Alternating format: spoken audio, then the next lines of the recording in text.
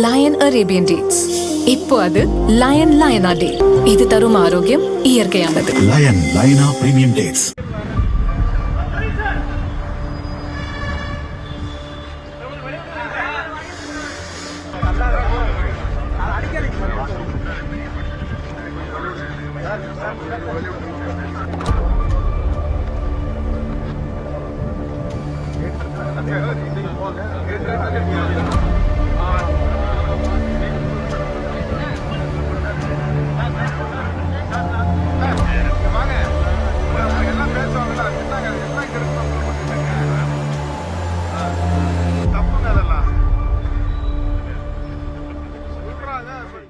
தாவிக அரசை கவிழ்க்க எம்எல்ஏக்களிடம் 35 கோடி ரூபாய்க்கு குதிரை பேரம் பேசியதாக 14 பேர் கைது செய்யப்பட்டனர்.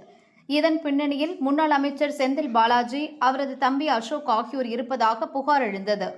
போலீசார் தேடி வந்த நிலையில் இருவரும் தலைமறைவாக்கினர். அதன்பின் சென்னை ஹைகோர்ட்டில் முன்ஜாமீன் கேட்டு முறையிட்டனர். அவர்களுக்கு கோர்ட் நிபந்தனை ஜாமீன் வழங்கியது.